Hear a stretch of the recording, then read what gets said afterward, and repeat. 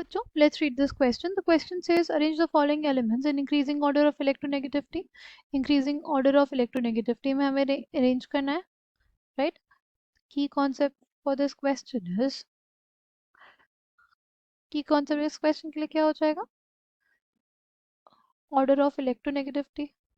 Electronegativity actually होती क्या है? Electronegativity is a tendency of an element to pull the shared pair of electrons toward itself, right? जैसे A B bonded है, ठीक है?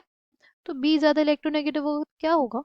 वो शेयर्ड पेयर की इलेक्ट्रॉन डेंसिटी अपने तरफ पुल करेगा, उसके अंदर टेंडेंसी होगी to pull the shared pair electron density towards itself, right? इसकी वजह से इसमें पार्शियल नेगेटिव चार्जेस पे पार्शियल पॉजिटिव चार्ज आएगा, ठीक? अगर हम लोग बात करते हैं किसकी, नाइट्रोजन, ऑक्सीजन, फ्लोरीन, कार्बन और सिलिकॉन की, सबसे ज़्यादा इलेक्ट्रोनेगेटिव एलिमेंट पूरी पीरियोडिक टेबल में कौन होता है?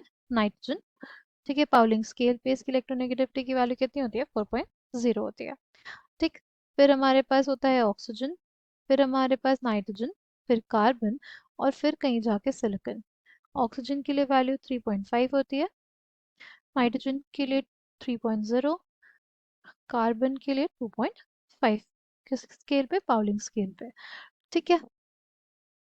इलेक्ट्रोनेगेटिविटी का ऐसा ऑर्डर आता क्यों है?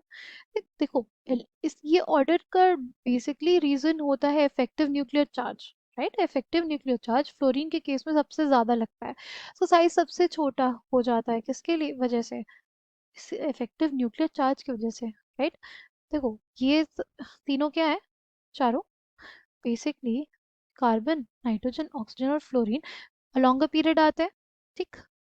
एक इलेक्ट्रॉन का एडिशन से ज़्यादा एक प्रोटॉन का एडिशन का फर्क पड़ता है, क्योंकि न्यूक्लियस ज़्यादा पावरफुल हो जाता है। न्यूक्लियस ज़्यादा पावरफुल हो जाएगा तो इलेक्ट्रॉन डेंसिटी अपने तरफ खींचेगा, इलेक्ट्रॉन डेंसिटी अपने तरफ खींचेगा तो क्या होगा? तो हमारे पास साइज डिक्रीज हो जाता है, राइट? ऐसा इलेक्ट्रोनेगेटिविटी के केस में भी होता है कि इफेक्टिव न्यूक्लियर चार्ज जितना ज़्यादा लगेगा, राइट, उस स्पीशीज के अंदर क्या टेंडेंसी रहेगी कि अगर वो कहीं भी बॉन्डेड हुआ, कहीं भी फ्लोरीन अगर बॉन्ड बनाया किसी ने फ्लोरीन के साथ, तो फ्लोरीन के अंदर इफेक्टिव न्यूक्लियर चार्ज ज़्यादा है तो शेयर्ड पेयर की भी इलेक्ट्रॉन डेंसिटी अपने तरफ खींच लेगा, राइट?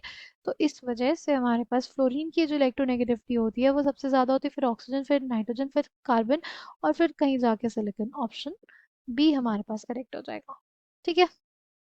ये तो मतलब किसके ऑर्डर की बात की हमने? कार्बन, नाइट्रोजन, ऑक्सीजन और फ्लोरीन के, राइट? अगर सिलिकॉन की बात करें, सिलिकॉन का साइज क्या होता है? बड़ा होता है। सिलिकॉन का साइज कार्बन से ज़्यादा बड़ा होता है, ठीक? सिलिकॉन का साइज अगर कार्बन से ज़्यादा बड़ा होगा तो इफेक्टिव न्यूक्लियर चार्ज उसमें कम होगा और इस वजह से उसकी इलेक्ट्रोनेगेटिविटी कार्बन से कम होती है।